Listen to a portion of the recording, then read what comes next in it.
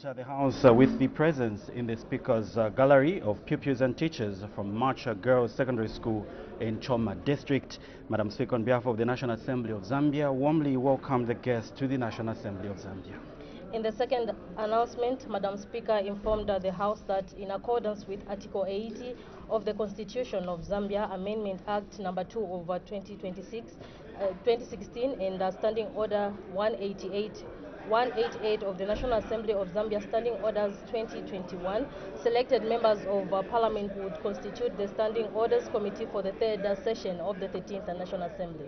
And a total number of 13 Standing Orders Committee were announced by Madam Speaker. We had the Standing Orders Committee, we had the House Business Committee, Committee on Privileges and Absence, Parliamentary Reforms and Modernization Committee, Public Accounts Committee. Other committees that were announced, Matimba. We also had a Committee on Delegated Legislation, Committee on Government Assurances. We also had Planning and Budgeting Committee. There was also a Committee on Agriculture, Lands and Natural Resources. There was also a Committee on Media, Information and Communication Technologies. After making that announcement, Madam Speaker further informed the House that the composition of other committees would be announced on 14th September 2023, and that after announcing the composition of all the committees, and she informed members that if any honorable member would found that did not belong to any committee, they should inform the office of the clerk accordingly. Thereafter, two matters of urgent public importance were raised under Standing Order 134, and the first one came from Speaker Member of Parliament, Mr. Francis Kapyanga, on the subject matter on the delayed delivery of relief food to Nawalia Chiefdom in Pika District, and so this matter was also inadmissible. The second one came from a Chadiza Member of Parliament, Mr. J. Daka, on a subject matter on illegal mining of gold in Kumba Ward in Chadiza Parliamentary Constituency, and so this matter was also inadmissible.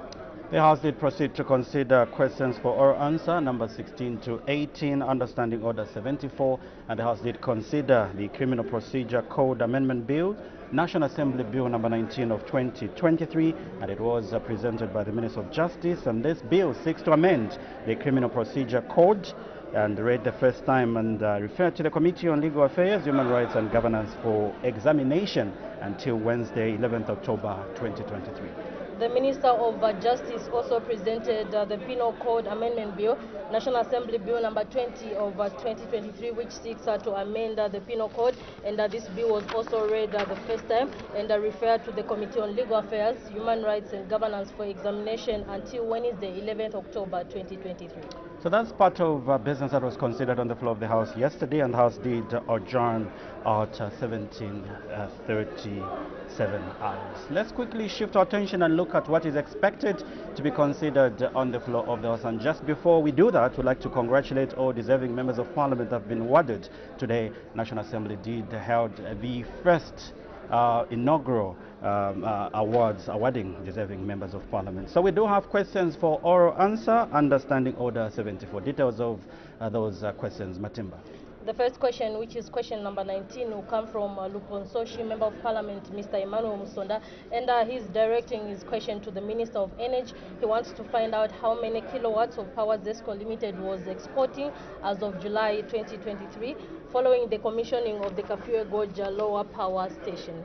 We also have one motion, and this motion will be moved by Ms. Fulo, who is Mwandi Member of Parliament, and this motion is entitled Adopt the Report of the Parliamentary Delegation, that this House do adopt the report of the Parliamentary Delegation to the 63rd session of the Organization of African, Caribbean and Pacific States Parliamentary Assembly and the 43rd session of the African, Caribbean and Pacific European Union Joint Parliamentary Assembly held in Brussels, Belgium from 19th to 28th June 2023 for the third session of the 13th National Assembly, laid on the table of the House on Monday, 11th September 2023.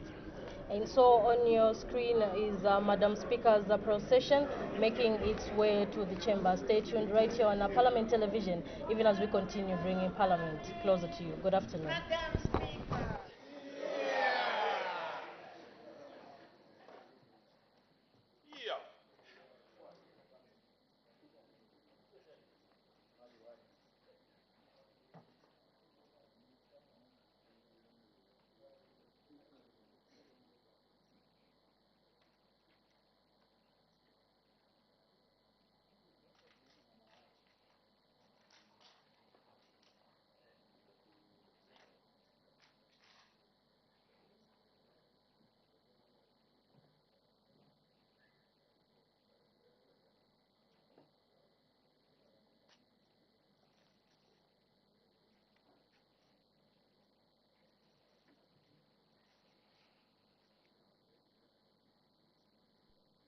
dancing of Zambia, proud and free, land of wealth and joy in unity, victors in the struggle for the right. We want freedom's fight, oh, one, strong and free. Africa is our own motherland, fashioned with and blessed by those who blend. Let us, all her people, join as one, brothers under the sun. Oh, one, strong and free. One land and one nation is our cry. Dignity and peace in Zambia's sky, like a noble eagle in its flight. Zambia, praise to thee, oh, one, strong and free.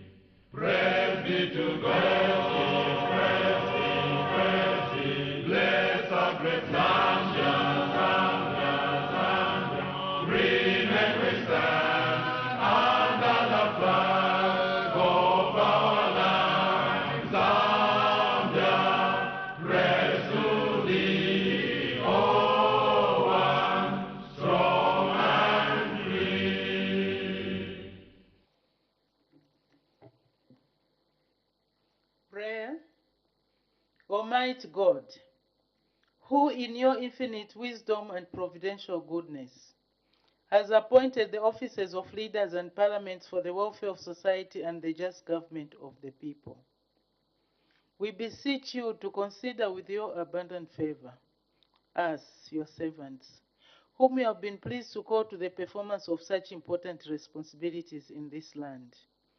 Let your blessing descend upon us here in Parliament assembled, and grant that we may, as in your presence, treat and consider all matters that shall come under our deliberation, in so just and faithful a manner as to promote your honor and glory, and to advance the peace, prosperity, and welfare of our country, and of those whose interests you have committed to our charge. Amen.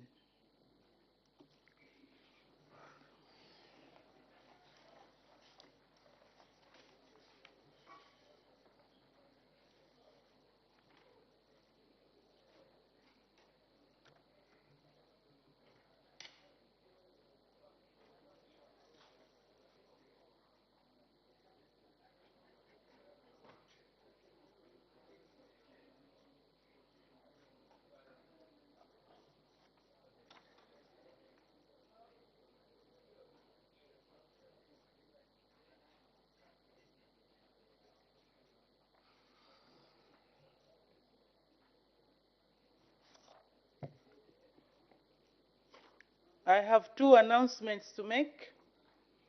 The first one is, honorable members, I wish to recognize the presence in the public gallery of pupils as well as their teachers from Chango Primary School and selected pupils sponsored under the Real Project 2023 and their project manager.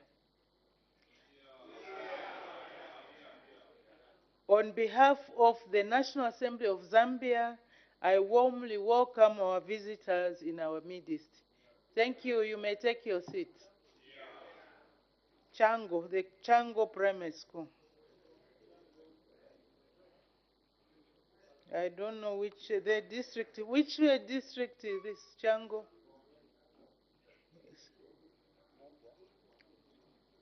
Okay. What is important is they're from Zambia. The next announcement, honorable members, is the continued announcement on the composition of standing committees for the third session of the 13th National Assembly. In accordance with Article 80 of the Constitution of Zambia, Amendment Act Number 2 of 2016, and Standing Order 165-2 of the National Assembly of Zambia Standing Orders 2021, the Standing Orders Committee appointed members of Parliament to standing committees for the third session of the 13th National Assembly as follows. Committee on Health, Community Development and Social Services. Dr. Christopher K. Kalila, MP. Mr. Sila Ilungu, MP. Mr. Livan Chivombwe, MP. Mr. Alex Katakwe, MP. Mr. Mau Sampa, MP. Mr. Paul Chala, MP. Mr. Monty Chinkuli, MP. Mr. Joseph S. Munsanje, MP. Mr. Hetson Maveta, MP. Mr. Masau Sokei Tembo, MP. Committee on Local Government Accounts. Mr. Darius Mulunda, MP. Dr. Aaron D. Mwanza, MP. Mr. Mishek Mutelo, MP. Mr. Christopher Shakafuswa, MP. Mr. Elliot Kamondo, MP. Mr. Mishek Nyambose, MP. Mr. Lucas Momba, MP. Mr. Luhamba Mwene, MP. Mr. Edgar Singombe, MP. Mrs. Kapamba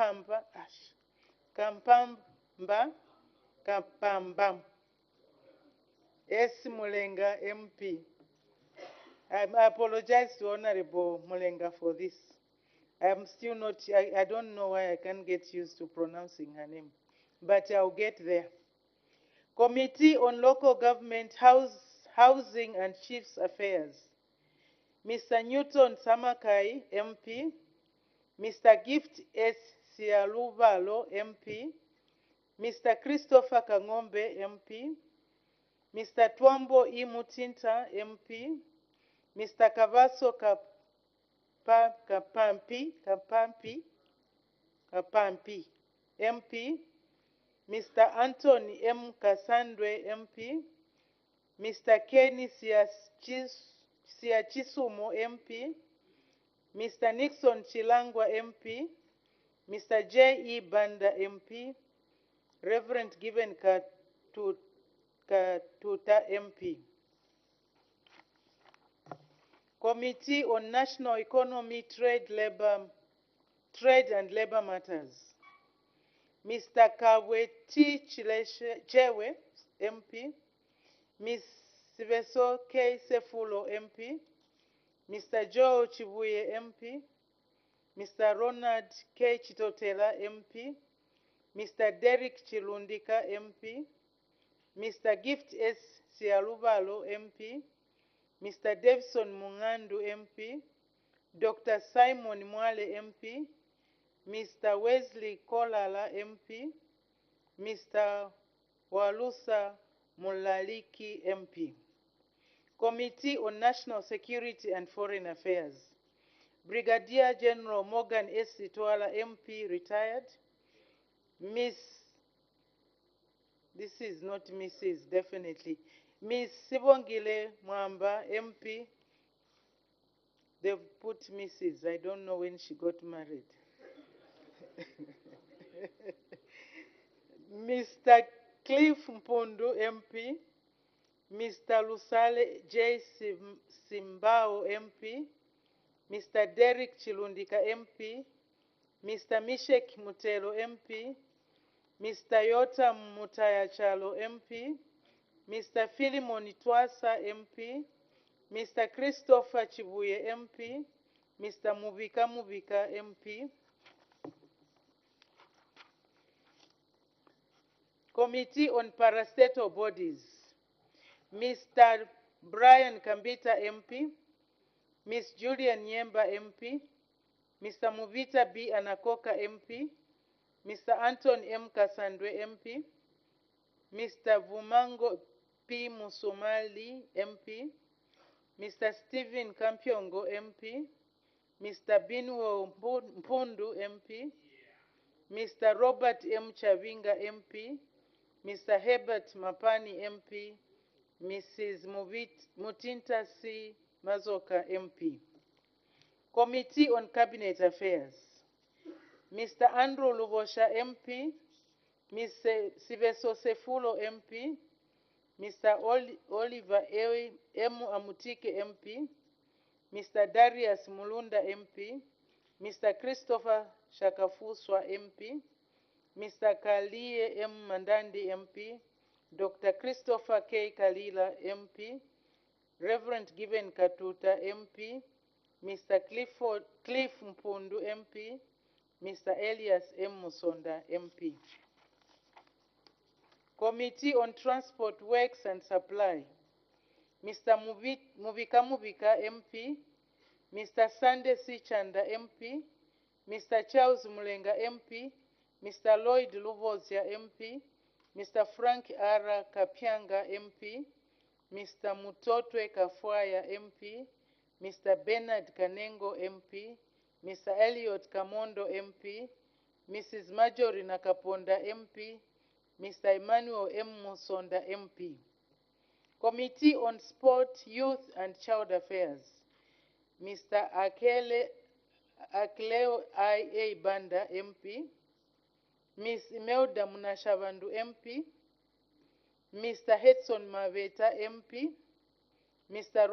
Ronald Chitotela, MP, Mr. George K. Kandafula, MP, Mr. Sipo Lazo, MP, Mr. Alan Banda, MP, Ms. Jean Chisenga, MP, Mr. Lakson M. Lungu, MP, Mr. Alex Katakwe, MP. Committee on National Guidance and Gender Matters. It's supposed to be Mrs. Miriam C. Chonya, MP, Miss Brenda Nyirenda, MP, Mr. Munia Zulu, MP, Mr. Gravestav Chonde, MP, Mr. Kabwe T. Chewe, MP, Mr. Mulenga Fube, MP, Miss Chrysosta Halwindi, MP, the Tonga name, Chrysosta, Mr. Bernard Kanengo, MP, Mr. Emmanuel Banda, MP, Mr. Harry Kamboni, MP. Honorable members, I have now completed announcing the composition of all the committees. If any honorable member finds that they do not belong to any committee, such a member should inform the office of the clerk accordingly. I'm sure there could be some errors here and there. We will look at those and we can do a correction if need be sometime next week. I thank you.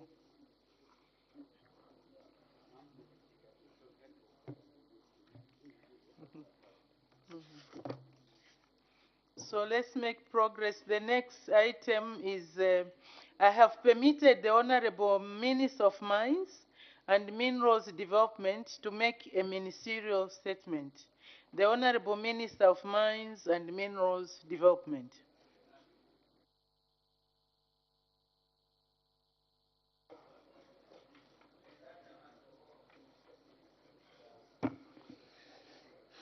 Thank you very much, Madam Speaker.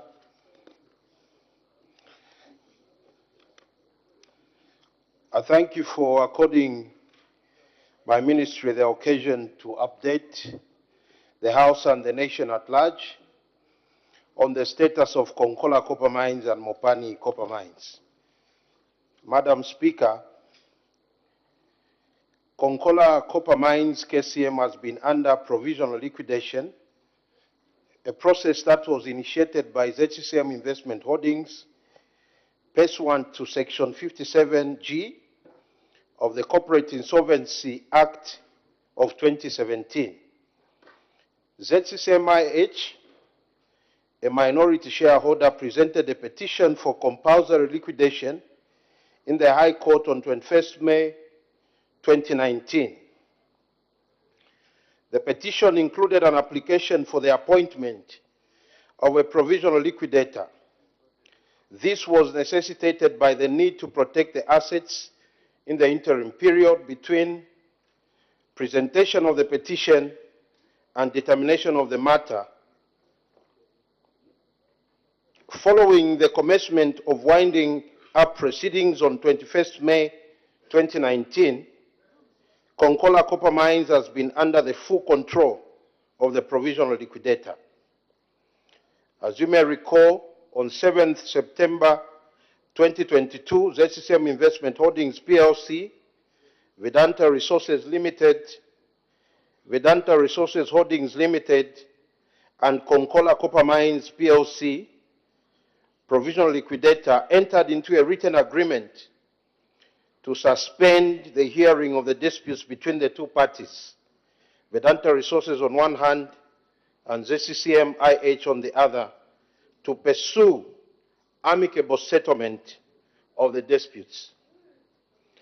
Madam Speaker, during the protracted dispute, the asset had greatly deteriorated and the production output substantially reduced, which was a very sad development for a national strategic asset, as it negatively affected its operations and stakeholders, particularly in terms of its contribution to the economic activities on the Copper Belt. In order to progress and unlock KCM, government and parties involved were in consistent engagements to resolve the dispute and find a sustainable solution that will be mutually beneficial. Madam Speaker, following extensive consultations with various stakeholders, including the unions, we made a very bold decision to restore normalcy at KCM by bringing back Vedanta. The company will return to run and resuscitate the operations of KCM as the majority shareholder, alongside ZCCM-IH as the minority shareholder. Madam Speaker, I am pleased to inform the House that all disputes between the parties have been resolved and all proceedings relating to disputes will be withdrawn, with each party bearing their own costs. In addition, Vedanta has committed to the following mutually agreed conditions. Number one, investing $1 billion for capital mine development of KCM. Number two, $250 million payment to local creditors. Number three, invest $20 million in robust and transparent corporate social responsibility programs. And number four, increase workers' salaries by 20% and a one-off payment of 2,500 kwacha across the board. Additionally, Madam Speaker, government has also enhanced its position by reinstating the golden share in KCM, which will act as a further safeguard in ensuring that the asset is protected. Madam Speaker, with this development, we have no doubt that the return of Vedanta, premised on the mutually agreed terms and conditions, will unlock mining activities on the Copper Belt, particularly in Chililabombwe and Chingola, through renewed business opportunities for Zambians, guarantee employment, as well as wealth creation for the nation. Madam Speaker, moving on to Mopani Mine, the House may recall that ZCCM took control of Mopani from Glencore in 2021, following an agreement to pay the Swiss mining company $1.5 billion in a deal funded by debt. Since then, government has been engaging with potential equity partners to take over the operations of Mopani, and due diligence on the potential partners is currently ongoing. Let me reiterate, as government, we are in a hurry to conclude and secure a partner, as this will further reinvigorate economic activity on the Copper Belt, as well as contribute towards the attainment of the 3 million tons copper production. Once an equity partner has been secured, I will come back to the House, Madam Speaker, and provide an update. As I conclude, let me once again thank the Zambian citizenry in general and the people of the Copper Belt in particular for their patience and unwavering support during the negotiations with Vedanta. As a government, we are aware of the plight that our people endured, and we will endeavor to avoid a repeat of the state of affairs at all costs in future. We wish to commit that we will expedite the negotiations on Mopani so that the asset is also unlocked and secure jobs and livelihoods for a long time to come. I thank you, Madam Speaker. Thank you very much. Honorable members are now free to ask questions on points of clarification on the ministerial statement given by the Honorable Minister of Mines and Minerals Development. The Honorable Member for Mpika. Thank you so much, Madam Speaker. And let me put it on record that my party, the Patriotic Front, vehemently object the coming back of vendetta. Madam Speaker, in 2014, a consortium of NGOs and concerned protested at the London High Commission, the Indian High Commission in London, against the evasion of taxes, avoidance of mining laws by adhering to mining laws by KCM, and such are the things that made the previous government to part ways with vendetta. Even our current president, on 3 occasions, stated that he was not in a position and government was not in a position to bring back vendetta. Honorable Minister, the pledges that vendetta has made this time around are not different to what they made in 2000. Why have you brought back vendetta despite its bad record against the Zambian people on the Copper Belt? I thank you, Madam Speaker. The Honorable Minister of Mines and Minerals Development. Thank you very much, Madam Speaker. I'll give an example as I answer the question from the Honorable Member, that sometimes a bad team or a bad coach fails to perform with the same set of players that a good coach performs with. And it takes 2 to tango. There is a good coach now and Vedanta will behave. I thank you, Madam Speaker.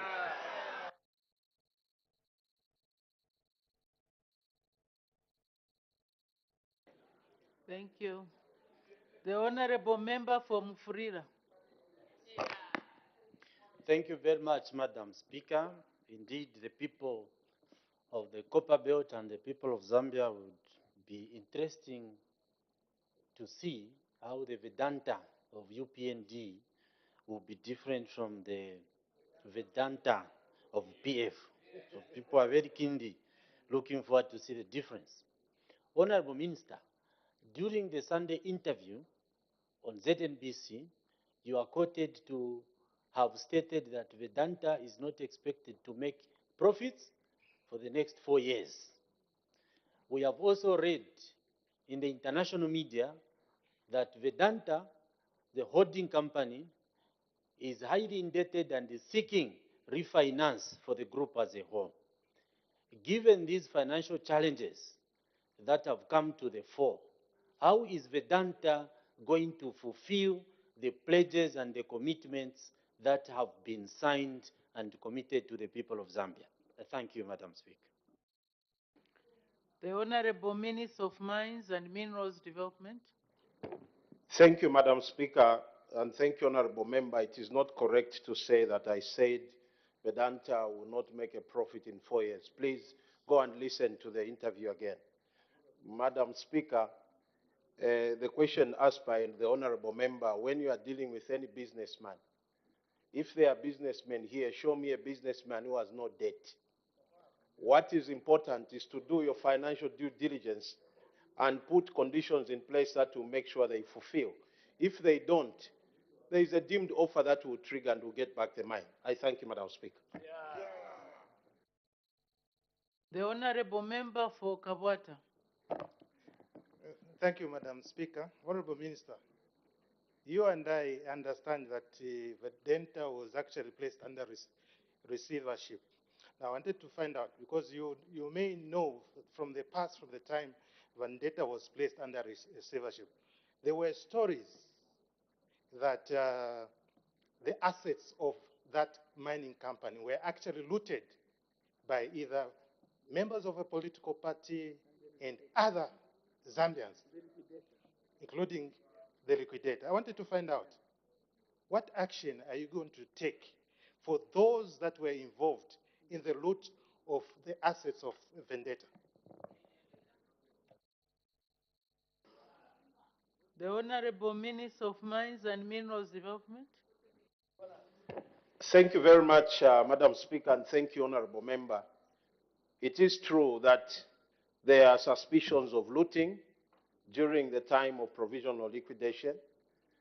But I want to say, Madam Speaker, that the cases are in court concerning the initial provisional liquidator, so I may not go into the details because I may be cited for contempt. I thank you, Madam Speaker.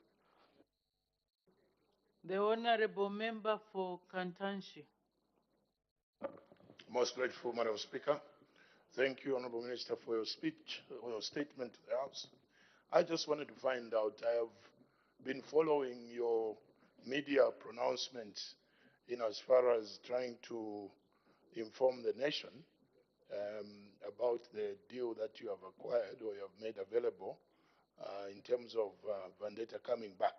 But there's one point that you keep talking about, and that is to say that the last government used to have a relationship with the investor, which made the investor start to not to oblige to some of the laws, meeting statutory contributions because of the relationship that was existing between various players in that political party.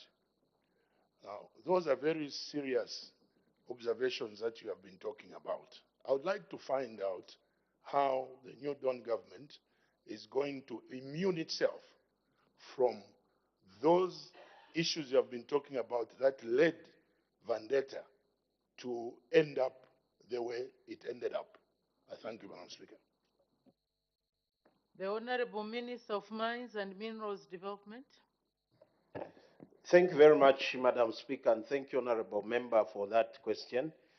The first thing that government should do in relation to any investor, not only Vedanta, is to follow the rule of law. A government must respect its own laws. A government must respect its own rules. And the government, any government, has got, for example, in the mines, we have the Mines and Minerals Act. It provides for everything in terms of how an investor should behave. There is a Ministry of Finance through ZRA checking whether taxes are being adhered to. We have gone further ourselves, introduced the Ministry of Green Economy, which is checking environmental issues, because one of the issues that was rampant during Vedanta's time is lack of adherence to environmental rules. So, and then we have also gone a step further by introducing the Ministry of SMEs. You realize that the Mines and Minerals Act provides for the provision of businesses to local suppliers and contractors. It's just that we haven't been following the law. But this government is saying we are going to respect the rule of law.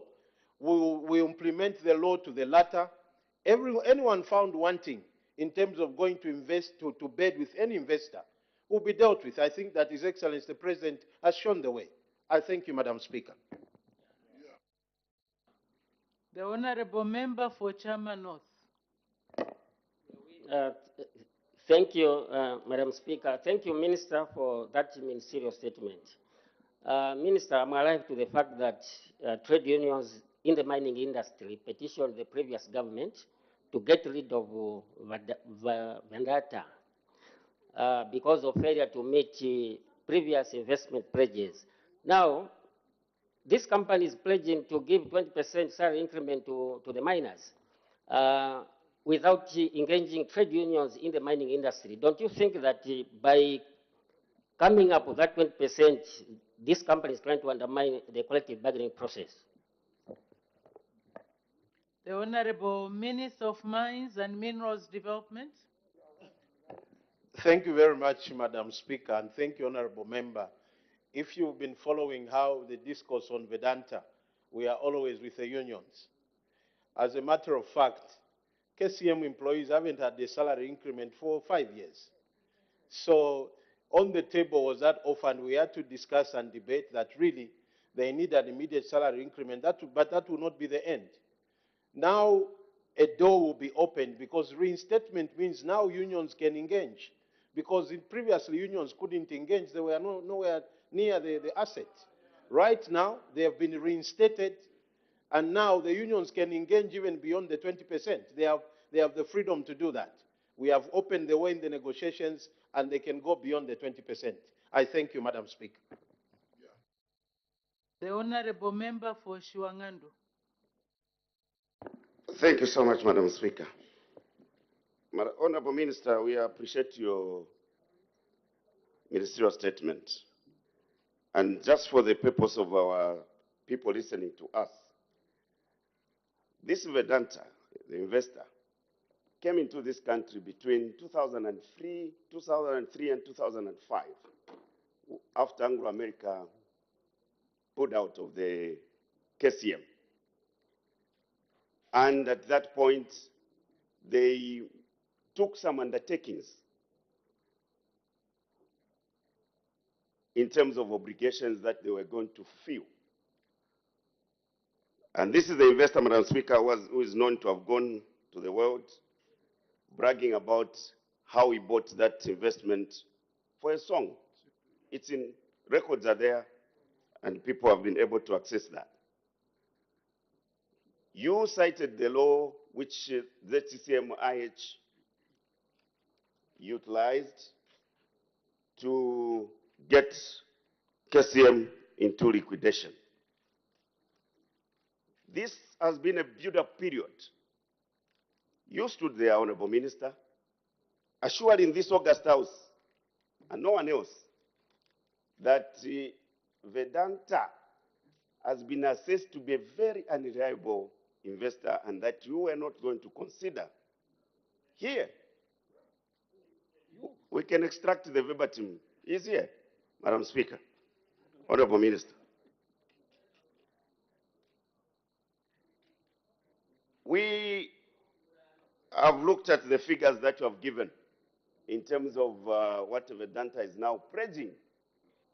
Nothing different. Nothing different. The questions colleagues are asking is, what is it that this investor is going to do differently? Forget about the players and the team. They were brought under President Manasseh, the late, may so rest in peace. The honorable members, I think we are now going somewhere else.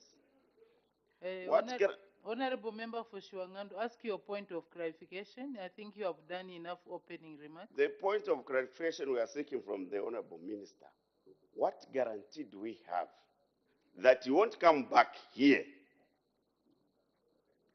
and complain about this investor who has proved to be very unreliable over the period of time he has been here? He was given chance to remain, to make good of their pledges, which never came to fruition.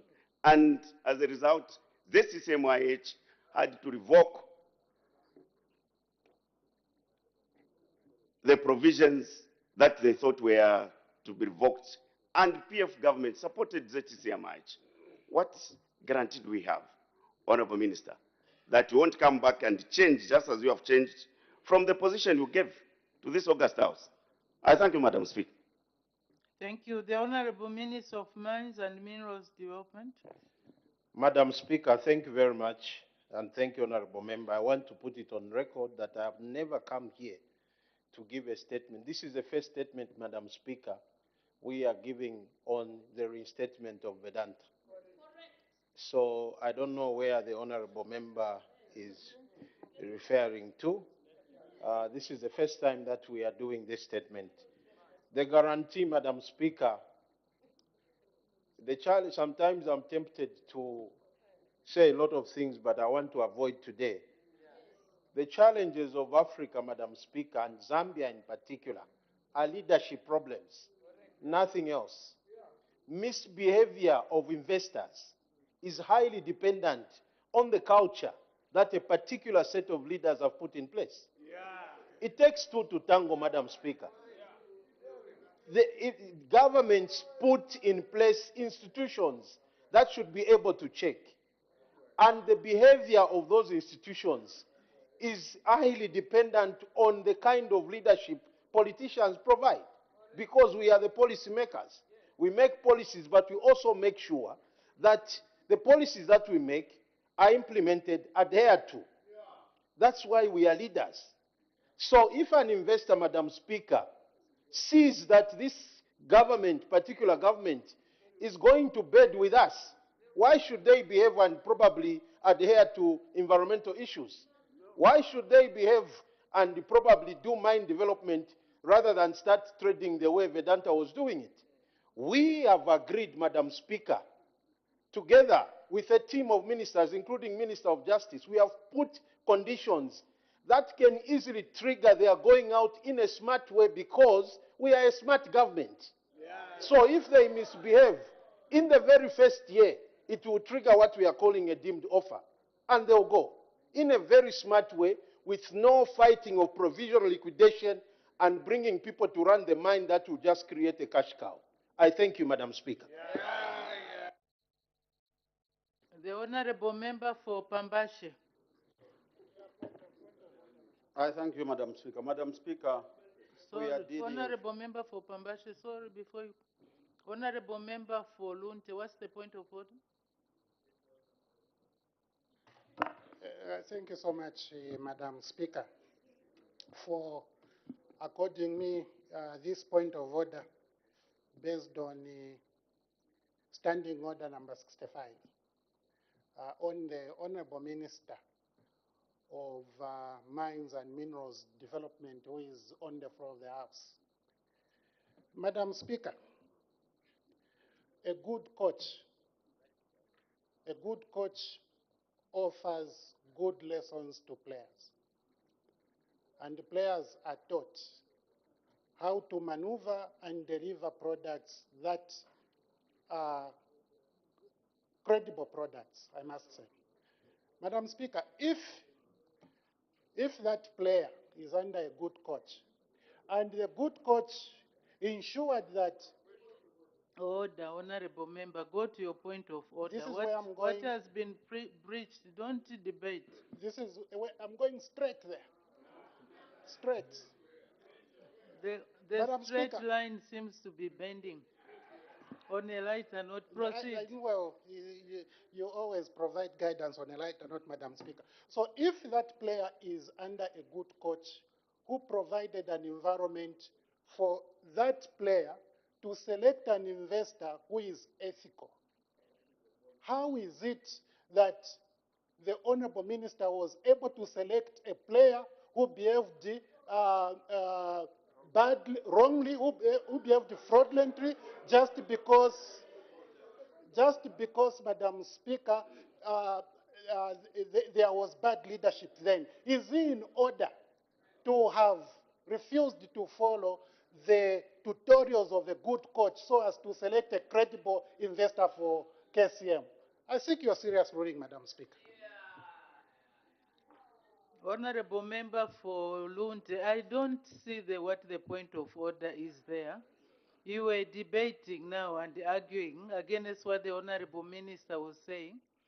definitely does not fall under the standing order that we have cited, Standing Order 65. What breach has he committed on the floor of this House? I think that is another area. You can use another way to challenge him, but not by way of a point of order. Definitely listening to you, I didn't get the point of order. Let's make progress. The Honorable Member for Pambasha. I thank you, Madam Speaker. Madam Speaker, we are dealing with the lives of the people on the Copper Belt and the Zambia in general. So we must be very sober as we deal with this subject. It's not a political subject. And it's important always to refer to history. Vendetta is not a peer vendetta. It's an MMD vendetta because it came during the reign of MMD. It's a fact. We need to be very correct. And the Minister of Mines, then the Minister of Finance was the Secretary to Treasury.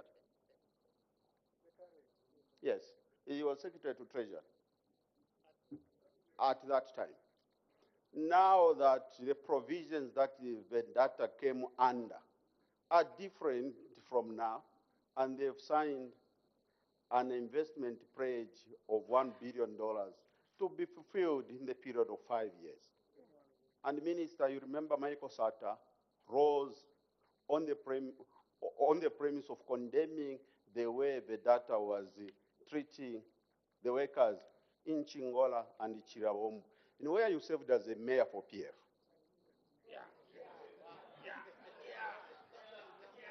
Now, bearing in mind that Vedata, you and me, we condemned during our days as opposition. Honorable members, let's not try to go very much far in history on what happened. I tried to accommodate, but it appears that people are drifting back to the olden days. And I know going back to the olden days always has a negative impact on the manner in which our debate flows. So, Honorable Member for Pambashe, please ask your point of clarification. Thank you, Madam Speaker. Bearing in mind that we have a new vendetta that has promised the same thing he promised during the MMD days of $1 billion investment plan for a period of 5 years, it didn't fulfill. Michael Sata condemned, and when we formed government in 2011, we formed a technical committee to review that. That the same $1 billion was not fulfilled. What are the safeguard measures you've put in for the people of Chirilabombwe, for the people of the Copper Belt, and for the people of Zambia, that if he fails to fulfill the $1 billion pledge for the period of 5 years, you must be able to ask him to say, hey, Bwana investor, you committed to do the $1 billion in 5 years. That means $250 million per year, or $200 million per year. You have failed, you need to exit. Have you put in the safeguard measures to protect the government and the Zambian workers? Thank you. Although that question was answered, but the Honorable Minister can attempt again to explain. Madam Speaker, thank you so much, and thank you, Honorable Member. I think it's a way of people trying to justify things that happened in the past by preaching before they ask a question. Madam Speaker, I think I explained on the floor that we have put in trigger points, one of which is funding. Immediately they fail to fund in the first year, it triggers a deemed offer and they are gone. So it's, and that document, you see it, honorable members. Within the first year, we are saying, as you work on the mine, in fact, Madam Speaker, let me say this maybe for the benefit of the miners out there who are listening to me. Immediately we sign the implementation agreement and the shareholders agreement, and the provisional liquidator is out, and the shareholders, the board is reinstated. Vedanta comes in, number one, with payment for all local creditors. Immediately. There will be no waiting. Number two, the $20 million for CSR must be in the bank. before they step on the mine. Number three, the salary increment must be effected immediately they enter. And the 2,500 across the board, immediately they enter. That is a condition. So meaning, literally, Madam Speaker, Vedanta will be walking on the mine with bags of money. That is the agreement. So, Madam Speaker, that is condition one. Number two, it's a funding. We are saying before they start anything, there should be money and guarantees in the bank before they step on the mine. And one of the things that we did, Madam Speaker, and that's why it took us long. If we were careless, we could have made a decision immediately. Those things were on the table.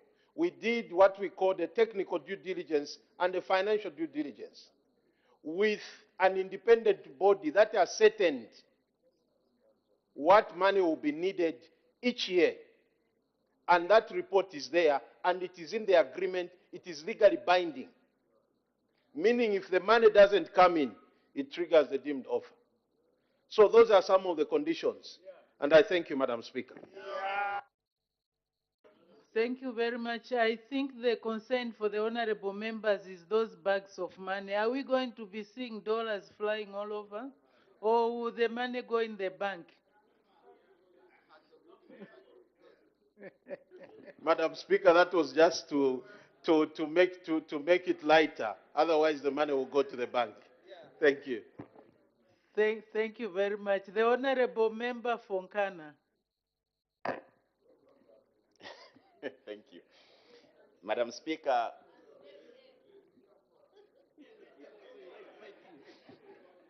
it's not me today, Madam Speaker. Order. Let's allow the honorable member to ask his question. First of all, Madam Speaker, I feel that it's unfair that the Minister of Mines had to combine two issues, because if you have noticed, the issue of Mopani has completely been overshadowed. My biggest interest is in the issue of Mopani. Not long ago, Honorable Minister, you had mentioned to the country that we are going to make two grand announcements in the name of KCM and the resolution of Mopani. Remember, it has been 2 years, Honorable Minister. Our people are in anguish. They've been thrown into chaos. When are you going to make this announcement over Mopani? I thank you, Madam Speaker. Thank you. The Honorable Minister of Mines and Minerals Development. Thank you very much, Madam Speaker, and thank you, Honorable Member. I was expecting that Honorable Mpundo will be one of the first. So when questions were just going, Madam Speaker, I thought maybe today is dozing because he doesn't let mining pass by. Mopani is less of a complicated asset, Madam Speaker. Honorable MP, but we want to find the best partner for ourselves. And one of the things that has made the discussions a bit protracted is enhanced the way that the shareholding will be structured. But what I can assure you, where we've reached now, if I were to give an analog, I'll say that the meal is on the table. We are just waiting to call the people to come and eat. That's where we are. I thank you, Madam Speaker. Thank you very much. I've added 5 more minutes. The Honorable Member for Mwense. Thank you, Madam Speaker, for the opportunity. Minister, the challenge I think the mining industry has in this country is that after privatization, I think we were removed from actively participating into the governance and decision making because ZCMIH became a minority shareholder. Why didn't your government find it prudent during this time of your discussion and negotiation with KCM or Vendetta to increase the shareholding of ZCMIH so that you as a government, you can then begin to actively participate into the decision-making processes? I thank you, Madam Speaker. The Honorable Minister of Mines and Minerals Development. I agree. Thank you very much, Madam Speaker. And Honorable Member, thank you for that question. I think that going forward, this is what this government is doing. As a matter of fact, Madam Speaker, we just declared all the minerals in Zambia strategic. I think Cabinet passed that, meaning that participation of government in all the minerals in Zambia will now be enhanced. It's a big thing, and we have listed all the minerals from copper to sugilite to every mineral that government will be taking a serious stake going forward. We are not rocking the boat. We are not saying we go in retrospect, because then we will disturb a lot of things. But going forward, that is how we are doing. And I want to assure you, Madam Speaker and the Honorable Member, that there are so many tenements that this government will participate and benefit from, and through this government, the people of Zambia. In terms of the KCM deal, it was reinstatement of an old investor with the way the shareholding were. ZCCMIH has the leeway even now to begin to renegotiate with Vedanta to say, can we increase our stake on these conditions? And that hasn't been closed. I thank you, Madam Speaker. Thank you. The Honorable Member for Chipili. Thank you, Madam Speaker. Minister, I want to find out, previously the same company. Order, stop the clock. Honorable Member, order, Honorable Member for Chipili. Honorable Member for Itej. Oh, Mwembeji, sorry. My Honorable Member for Madam Speaker, you have already forgotten me. How? My mind was with my sister. Thank you, Mutinta. Madam Speaker. Thank you, Madam Speaker. Madam Speaker, I'm standing on a very serious point of order to the Minister of Mines. Minister of Mines, you know that Nampundwe mine is part of KCM. This is where we are coming from in my constituency. Is he in order?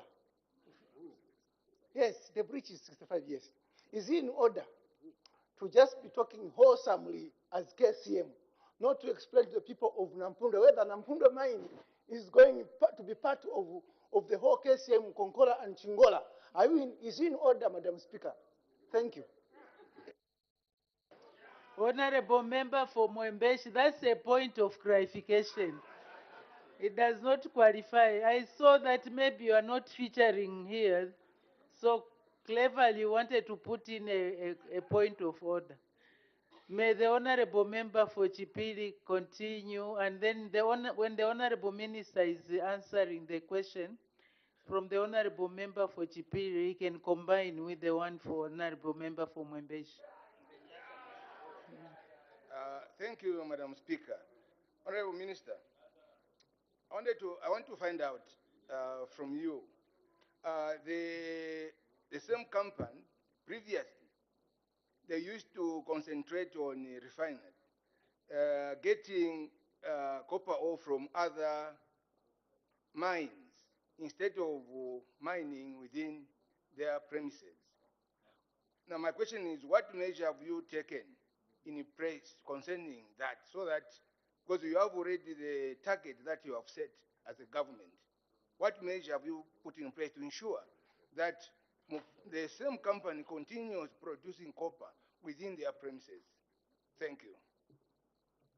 The Honorable Minister of Mines and Minerals Development.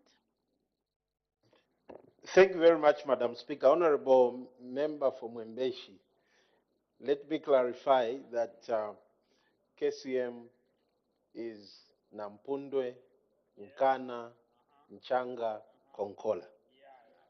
So the people of Nampundwe, let them rest assured that they are very much part of the deal. In terms of the question by the Honorable Member for Chipili, is that what we have done in the agreement, the emphasis has been on what is known as the KDMP, the Konkola Deep Mining Project. It is central to the agreement, and it was emphasized because that is the future of KCM. You are right that at some point development was stopped, and therefore the smelter couldn't have enough feed, and that is why they started now working like they are trading. We are going to watch the space and make sure that adherence to the development of the KDMP is priority number one. I thank you, Madam Speaker. Thank you. The time runs so fast. I'll use my discretion and allow members from the Copper Belt, where I'm sure their representatives want to hear. They can ask on behalf of their clients. I don't know, Wacha, is it KCM also? No, no, no. No, we'll talk about, I can see Honorable Member for Chimwemwe.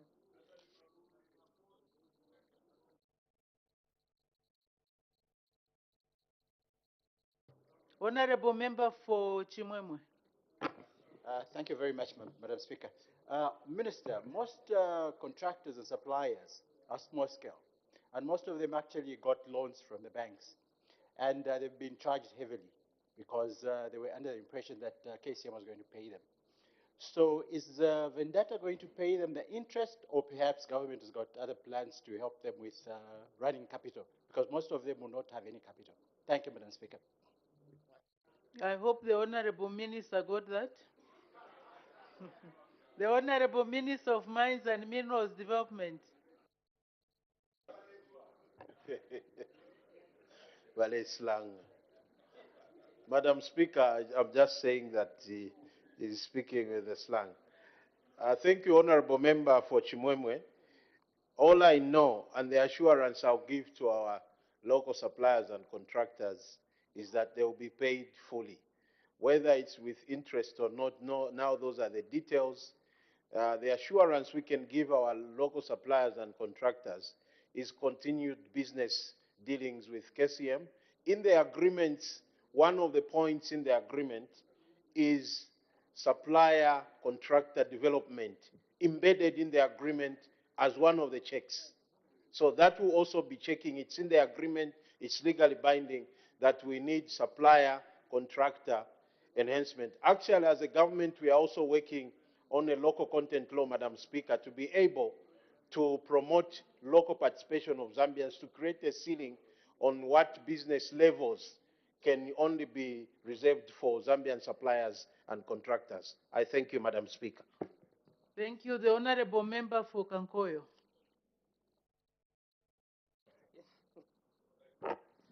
Thank you very much, Madam Speaker. Madam Speaker, I want to agree with the Minister of Mines that Vendetta under MMD was indeed different from Vendetta under PF. I am a Copper Belt resident, and I saw how Vendetta was a an employee's choice during the MMD. Now, Madam Speaker, all these problems I have in the mine, I think they are due to lack of a regulating body. The way we have ERB in the energy sector.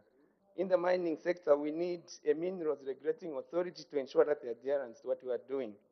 Is the minister considering introducing a minerals regulation authority to ensure that all investors, not just Vendetta, adhere to the regulations being set so that the Zambian people are protected? I thank you, Madam Speaker. The Honorable Minister of Mines and Minerals Development. Thank you very much, Madam Speaker, and thank you, Honorable Member. You should have emphasized it. Truly, Madam Speaker, I remember the time in the MMD days I used to be a supplier with the mines. And the Vedanta in MMD was actually an employer of choice. And also, everyone has a history. We also tell you how you were hanging people. So, Madam Speaker, Honorable Order, Honorable Members. I withdraw that, Madam Speaker. Honorable Member for Pambashe, please restrain yourself. May the Minister continue. Madam Speaker, thank you. I need protection because everyone has a history and skeletons in their wardrobes. Madam Speaker, I know that the differences in MMD Vedanta, PF Vedanta, and now UPND will be seen clearly. I want to assure the honorable member that you won't see the Vedanta of PF in UPND. Madam Speaker, we are very advanced in putting across Oh, there is the order, Honorable Minister. There is a point of order. Honorable Member for Chiwangandu, what's the point of order? Madam Speaker, I raise this point of order pursuant to Standing Order 65. B. Madam Speaker, the Honorable Minister on the floor presented a ministerial statement. In that ministerial statement, he talked about ZCCMIH and how they partnered with Vedanta. There was no statement he made in his, during that presentation which pointed to PF Vedanta. Is in order to create another entity as a minister of government who is supposed to present policy matters that are non-political.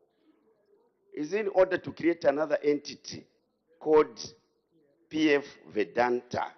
We need to be clear, Madam Speaker, this is an August House where we present facts and verifiable information for the members of the public who represent here. Is in order, Madam Speaker, to create another entity he didn't speak to in his statement. I seek your serious guidance, Madam Speaker.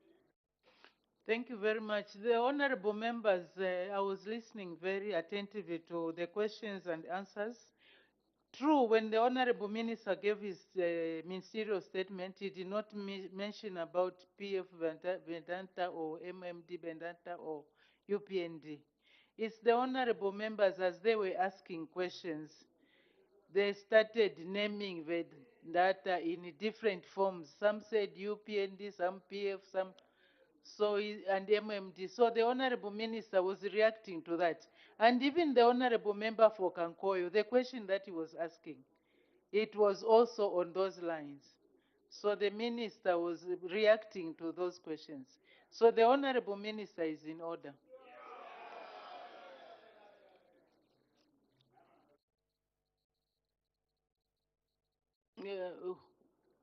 The honorable minister, did you conclude answering? Okay. Honorable members, as we answer and ask questions, let's keep away from these historical issues which tend to bring acrimony in the House. Let's just talk about the current issues as they are. May the minister continue. Thank you very much, Madam Speaker. In answering the honorable member for Kankoyo, yes, it is true that we need regulation in the mining sector. And as New Dawn government, we are advanced. The actually cabinet has approved the Mines and Minerals Commission Act, which will be coming now to this House, Madam Speaker, as a bill, so that when it is passed, then we begin implementation. So we are very advanced on that. I thank you, Madam Speaker. Thank you very much. Honorable member, I had said the members from the Copper Belt, so time is running out, but I still have two more. There's honorable member for Kabushi and for Kwacha. So we start with the honorable member for Kabushi. Thank you, Madam Speaker, for according me this opportunity to represent the people of Kabushi and the people in the Copper Belt.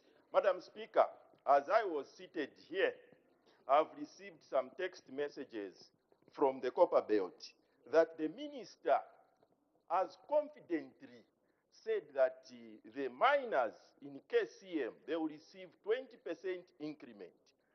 On the other hand, they also receive a 2,500 across the board. Now, the question is that in the mines, it's not only the mine that employs people that works in the mines. There are those that are employed by the contractor. Did the minister also put this into consideration to ensure that those that are employed by contractors are also taken care of in terms of remuneration? I thank you, Madam Speaker. Order, order. At that rate, they will have to take consideration of all the Zambians. That was on a lighter note. The Honorable Minister of Mines and Minerals Development. Thank you, Madam Speaker. Even on a lighter note, you are right. Honorable member, thank you for that question. It has come to me several times. So let me answer it like this. KCM has direct employees.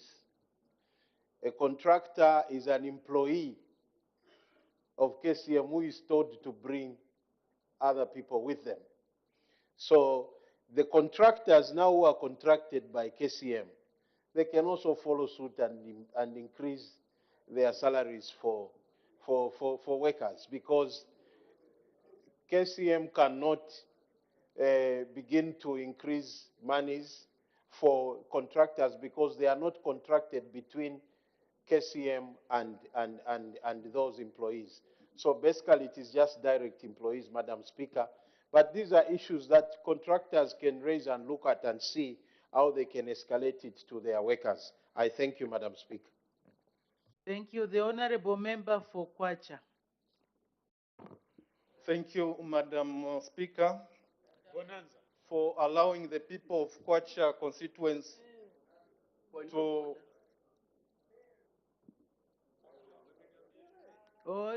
The Honorable Member for Kwacha, there is a point of order from your neighbor.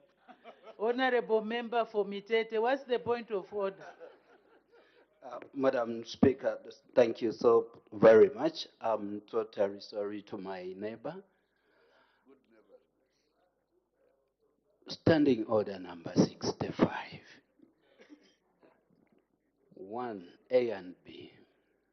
Minister,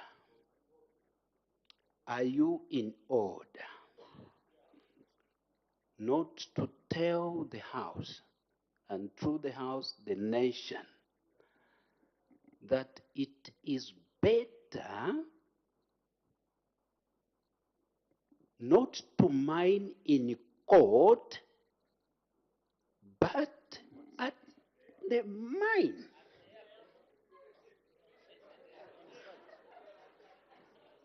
To mine on site. Are you in order, Minister, on this very topical subject? Not to explain such. Madam Speaker, thank you so much. Thank you. From the ministerial statement that the minister delivered, he did allude to the fact that it was prudent for KCM not to continue with the litigation, but to discuss and go back to the mines. So what you are saying, the minister has already said. So the Honorable Minister was totally in order. May the Honorable Member for Kwacha continue. thank you, Madam Speaker, for allowing the people of Kwacha to ask a follow-up questions to the Honorable Minister of Mines. But before I can ask a follow-up question, Madam Speaker, let me take this opportunity to congratulate the Minister of Mines and the entire UPND New Dawn government for concluding the negotiations to allow Vendetta to come on board. This, of course, has elated people of Copperbelt, and don't worry about the criticisms that may be coming, because the 2.8 million, which has swelled now to 5.8 million, are behind this government. My interest, Madam Speaker, to the Minister of Mines is on the creation of new jobs by Vendetta, especially our youths that have graduated through CDF skills. Many have done mining-related skills such as heavy-duty repair works, metal fabrication, as well as machine fitting and many other skills. Honorable Minister, would you know how many jobs which Vedanta is earmarked to create now that it has come back? Thank you, Madam Speaker. Thank you. The Honorable Minister of Mines and Minerals Development. Honorable Member, thank you very much for the question, and Madam Speaker, thank you. And thank you, Honorable Member, for the words of encouragement and congratulations to the New Dawn government. In terms of workers, I may not know the numbers, only to say that they are exciting times, because I think that at some point as a country we stopped training craftsmen, artisans. This time for you to find a plumber or a craftsman, it's a very difficult undertaking. But now, through the ingeniousness of His Excellency, the President of the Republic of Zambia, Mr. Hakainde Hichilema, the new coach, we are now able to train people. So in terms of numbers, I'm not very sure, but I think jobs will be created. I thank you, Madam Speaker. Thank you very much. Honorable Member for Chinsali, just bear with me, please. Can we go through this and finish? I've extended more than the time. Yes, thank you for understanding. The Honorable Member for Masaiti. Thank you very much, Madam Speaker, also for recognizing the people of the rural part of the Copper Belt, Masaiti in particular. Honorable Minister, in selecting Vendetta, the investor now, you had other firms that had made the shortlist. So we are interested to learn who are these that had made the shortlist when you now selecting Vendetta. Thank you, Madam Speaker. The Honorable Minister of Mines and Minerals Development. Madam Speaker, thank you very much, and thank you, Honorable Member. The asset was encumbered, it had issues in court, so nobody was interested to be shortlisted with an asset that is fighting in court. That's why when we got out of court, we had to reinstate the status quo. It's now negotiations. If they had said they are walking away, we are going to invite other bidders to come and run the mine. But there was no such a thing, so it was a negotiation to reinstate the status quo. I thank you, Madam Speaker. Thank you very much. I think we've really spent a lot of time because of the public interest in the matter. That's why I allowed it to have more time. So the next segment on questions for oral answers will go very fast. We start with the question for oral answer under Standing Order 74, the Honorable Member for Lupososhi.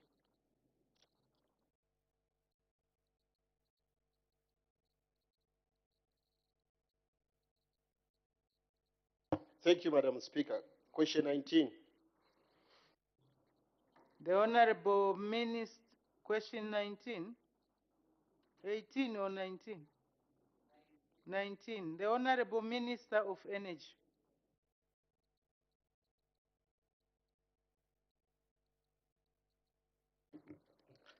Thank you, Madam Speaker.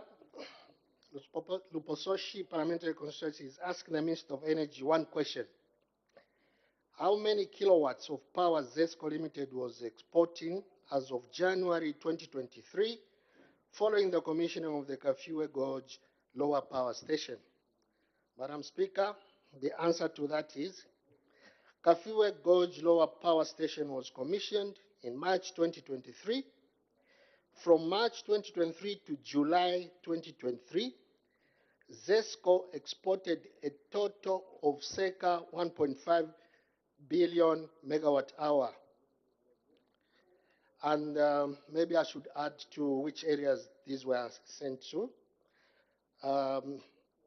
600 was sent to Nampower. Snail received 295. Botswana received 346. ZESA received 40. Zimplat 141. Through the sub-market, Southern African Power Pool 21. I submit. Thank you. Supplementary questions. The Honorable Member for Lupososhi. Thank you, Madam Speaker. Madam Speaker and Minister, thank you for that answer. Madam Speaker, ZESCO is failing to provide the local market with power. An example is Lupososhi constituency and the Ruing district. RIA has failed to provide the grid extensions to affected areas because the reason given is that there's not enough capacity at the substation. So, Minister, why is it that your ministry is able to consider other countries that first satisfy the local market, who are the taxpayers of Zambia? I thank you, Madam Speaker. Thank you. The Honorable Minister of Energy. Thank you, Madam Speaker. Madam Speaker, it's not a question of failing. It's a question of planning and ensuring that the resources are at hand. I submit. The Honorable Member for Bahati. Thank you so much, Madam Speaker. Minister, thank you for your response. Minister, kindly share with this August House on the timings of the exports. You know, the story out there is that you are exporting power to neighboring countries and load shed parts of this country. So are you exporting during peak hours, or are you exporting when there's low demand? Of course, I'm alive to the fact that ZESCO has signed some power purchase agreements with neighboring countries. So are you choosing instead to give foreign countries and load shed us here? I thank you, Madam Speaker. The Honorable Minister of Energy. Thank you. Thank you, Mpichi Wambwe. Madam Speaker, I'm not aware that there's any load shedding in the country, but I can confirm that, yes, ZESCO is still exporting based on the contracts that they entered to previously, I submit. There is a point of order. Honorable Member for Bangweul, what's the point of order? Pursuant to Standing Order 65, the minister has just made his sweeping statement that there is no road shedding in Zambia. Zambia district, where Bangweul constituency is, we've been experiencing road shedding for the past 2 weeks. Is the minister in order to mislead this country that there is no road shedding? Thank you. It's difficult for me to state whether the minister is being truthful that there is no load shedding, because the honorable member for Bangor has not stated the reasons why there is no power in Zambia, whether it's because of load shedding or maintenance, or it's very difficult to say.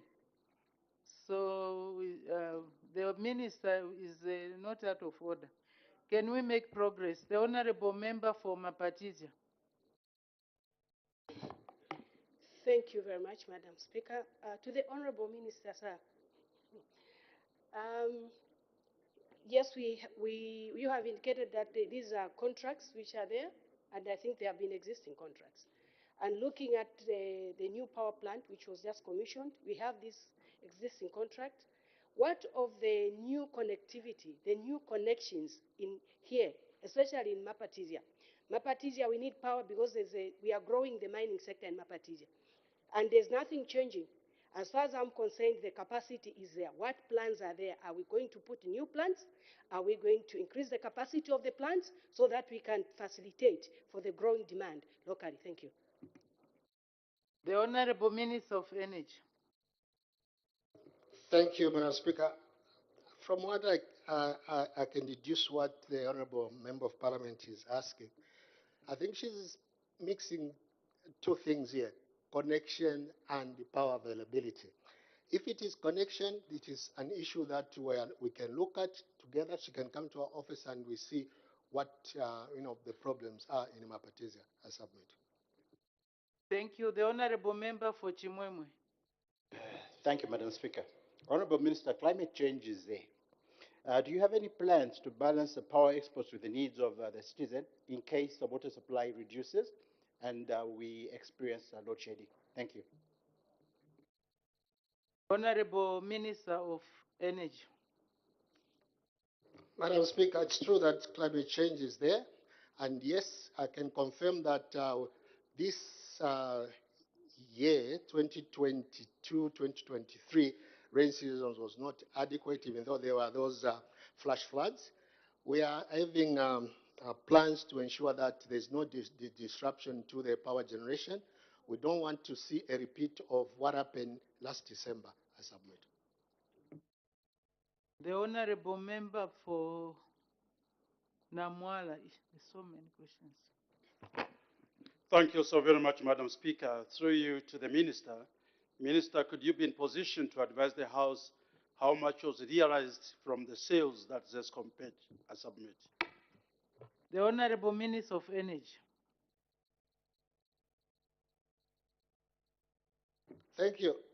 From the sales, Madam Speaker, ZESCO brought in $154 million. I submit. Honorable Member for Kankoyo, I'm only allowing this because the Honorable Minister is very efficient.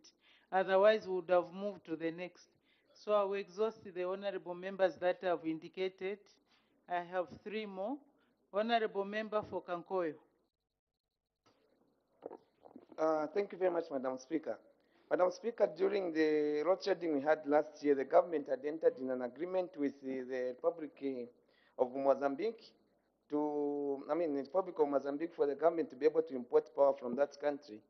Is the contract still in existence so that in case we have a shortfall of electricity toward the end of the year, we shall not experience load shedding as we have an existing backup plan for Plan B? I thank you, Madam Speaker. The Honorable Minister of Energy. Thank you. Fortunately, I was anticipating this question. Madam Speaker, ZESCO has got 2 contracts with Mozambique currently, and I can confirm that the country is importing power from Mozambique, I submit. Thank you. The Honorable Member for Shiwangandu. Thank you so much, Madam Speaker. Madam Speaker, I would like to just seek clarification from the Honorable Minister. Honorable Minister, how much power are we generating currently in terms of megawatts? And against that, what is the national consumption demand in terms of megawatts? Because you have already shared with us that you are exporting more than 1,000 megawatts of power, which you broke down. So can you just make us understand how much power we are generating, and out of that, what is the national demand in terms of consumption, so that we are well informed? I thank you, Madam Speaker. Thank you. The Honorable Minister of Energy. Thank you. Madam Speaker, I don't have the actual figures. However, what I know now is that we are importing 50 megawatts of firm power during off-peak period, an additional 200 megawatts firm power thereafter, which means this is what we are expecting to ensure that production and transmission meets the demands of the country. It has nothing to do with the figures that you are thinking of, that we're exporting much of it. We are just importing the balance that is required, I submit. Thank you very much. I see Honorable Member for Lupososhi. You have withdrawn. Okay, thank you. So the last question will be from the Honorable Member for Chiengi. Honorable Member for Shiwangandu. Let's allow Honorable. What's the point of order, Honorable Member for Shiwangandu? We need to make progress. Madam Speaker, the question asked to the Honorable Minister was very specific, and it will help address the issues that have been raised, whether we're having road shedding or not. So the question asked was very specific. How much, and I know the Honorable Minister, an engineer, he's got the figures. How much generation capacity are we getting out of all our generating facilities? And I said, and further I said, against this, what's the national demand in terms of megawatts? What is giving is what is importing. So that's separate information. That's not what I was soliciting for. I was soliciting for knowing how many megawatts we are generating. And against this capacity, how much are we utilizing as a nation after it exports the more than 1,000 megawatts? That was my question. I didn't ask for the ones it's importing. I seek your guidance, Madam Speaker. Thank you. First of all, the Honorable Member asked 2 questions in one. Secondly, when the Honorable Minister started answering the question, he said he did not have those figures on hand. So he gave the information relating to the figures that he was aware of. So that is, otherwise the Minister is there. Maybe you can explain. There was a question by Honorable Kampiongo, Honorable Member for Shiwangandu. He's saying that you haven't answered his question. How many megawatts are we producing? Are you producing? Sorry. Madam Speaker, the installed capacity is about over 3,000 megawatts. So we normally produce about 2,900 somewhere there. I don't have the exact figures as to how much we are currently producing to give to the honorable member of parliament.